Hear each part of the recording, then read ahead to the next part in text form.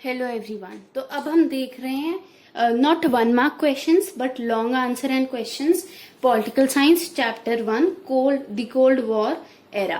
तो सबसे पहला क्वेश्चन देख लेते हैं, how were the military alliances beneficial to smaller nation during the cold war. Smaller nations को मिलिट्री अलायंस उन्होंने अलायंस ज्वाइन की थी, या तो वेस्टर्न अलायंस ज्वाइन की होगी या ईस्टर्न अलायंस ज्वाइन की। तो उनको क्या बेनिफिट मिला, तो सबसे पहला दे गॉट द प्रॉमिस, उनको प्रॉमिस मिला किस चीज का, प्रोटेक्शन का, वेपन्स का और इकोनॉमिक एड्स का। याद रखना है हमें, 3 चीजों का प्रॉमिस मिला, promise of protection, weapon and economic aid against other local rival. अब सेकंड क्वेश्चन देख लेते हैं, when did NATO came into existence, what was its main objective. NATO क्या था, नाटो का फुल फॉर्म पता है आपको सबको, North Atlantic Treaty Organization. NATO क्या था, नॉर्थ अटलांटिक ट्रीटी ऑर्गेनाइजेशन। और ये एग्जिस्टेंस में कब आया था, अप्रैल 1949। कब आई थी एग्जिस्टेंस में, अप्रैल 1949। और इसका मेन ऑब्जेक्टिव क्या था, ये एसोसिएशन थी ऑफ 12 स्टेट्स। 12 स्टेट्स एक साथ जुड़ गए थे और उन्होंने डिक्लेयर किया था कि आर्म्ड अटैक, किसी पर भी अटैक किया तो हम मानेंगे हम एक है तो हम पर अटैक हुआ है। Declared armed attack on any one of them in Europe और North America will be regarded as an attack on all of them. ठीक है, each of these states will be obliged to help the other. एक दूसरे को help करने के लिए वो हमेशा तैयार रहती थी। कब नाटो आया था, केम इनटू एग्जिस्टेंस, याद रखना है अप्रैल 1949। तो थर्ड क्वेश्चन देख लेते हैं, when did Warsaw pact came into existence. तो कब आया था, May 14th 1955। May 14th 1955। Why did the super powers have military alliances with smaller countries. Smaller countries के साथ उन्होंने मिलिट्री अलायंस क्यों रखी थी, क्योंकि उनको वहां से क्या मिल रहा था, location from where they could spy on each other, उनको इकोनॉमिक सपोर्ट मिल रहा था, उनको वाइटल रिसोर्सेस मिल रहे थे सच एज ऑयल, मिनरल्स। ठीक है, अब when were the atomic bomb dropped on the Japanese cities. तो कब ड्रॉप गए थे atomic bomb on Japanese city, in August 1945। August 1945। अब write a note on arenas of Cold War. Arenas का मतलब क्या होता है, एरिया ऑफ कोल्ड वॉर। ठीक, कोल्ड वॉर कहाँ का हुआ था, write a note on areas of Cold War. तो हम क्या लिखेंगे इसमें कि area of Cold War, when we talk about arenas of Cold War, we refer to the area where the war occurred between 2 powers bloc। अब हमने तो बोला था कि ये कोल्ड वॉर है, तो फिर ये सब मिलके लड़े कहाँ थे, तो ये इतना लड़ाई मतलब इतनी हुई थी, हुआ तो था पर did not cross the limit that lead to the another world war. इतनी लिमिट क्रॉस नहीं हुई थी जिससे अनदर वर्ल्ड वॉर हो सके। ठीक है, और ये एरिनास कहाँ का थे, पहला Korea, Berlin and Congo. Korea, Berlin and Congo. तो अब हम देख लेते हैं अपना सिक्स्थ क्वेश्चन क्या है, why did India not join either of the 2 camps during the cold war. Cold war में इंडिया ने ना तो ईस्टर्न अलायंस की साइड ली ना वेस्टर्न अलायंस की साइड की। तो भाई ऐसा क्यों था, क्योंकि इंडिया क्या चाहता था, इंडिया स्टेबिलिटी चाहता था दोनों के बीच में, ना इधर और ना इधर, दोनों के बीच में एक तरह की स्टेबिलिटी चाहता था और पीस बना रहे दोनों कंट्रीज के साथ इंडिया का।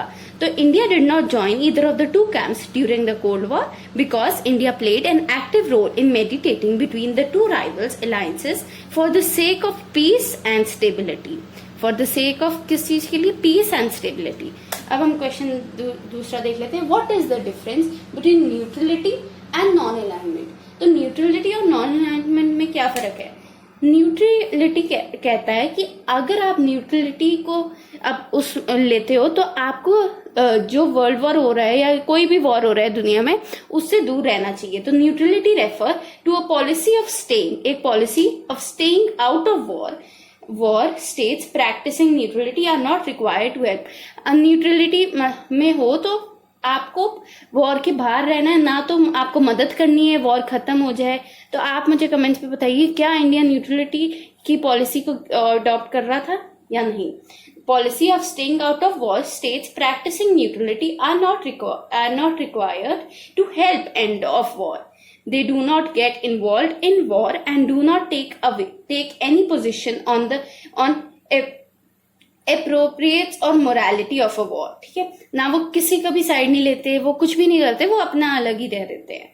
अब नॉन अलाइनमेंट क्या कहता है कि आप वॉर में तो हो, मतलब आप वॉर में तो नहीं हो, पर आप वॉर को कम करने की, मतलब वॉर को खत्म करने की करने में मदद कर रहे हो. Non alignment states were actually involve in war, मतलब एक्चुअली इन्वॉल्व हो वॉर में. ऐसे नहीं कि आप दो स्टेट्स और आप कंट्रीज आ रहे एक दूसरे से लड़ रहे, वो नहीं, बट आप मदद कर रहे हो वेरियस रीजंस की वजह से. They also work to prevent war between others and try to end the war. कुछ लोग होते हैं जो वॉर को करवा देते हैं और कुछ कंट्रीज होती है जो वॉर को खत्म करा देती है. तो वो किसके अंदर आती है? Non alignment, to end the war that had broken out. अब हम सेकेंड क्वेश्चन देख लेते हैं. What is meant by least developed countries? Least developed countries कौन सी होती हैं? जो कंट्रीज जो अभी डेवलप्ड हो रही हैं या डेवलप्ड होंगी. Least developed countries are low income. इनकी जो इनकम होती है वो बहुत कम होती है.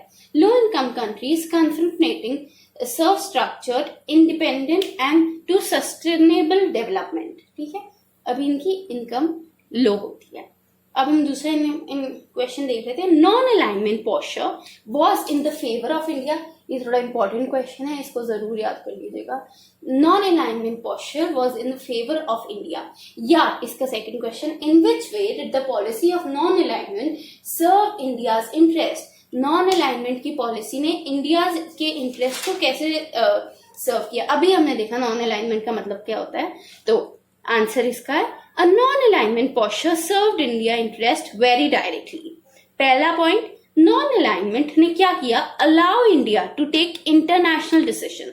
इंडिया इंटरनेशनल डिसीजन ले सकता था और इंडिया एक तरह की स्टेबिलिटी मेंटेन कर सकता था.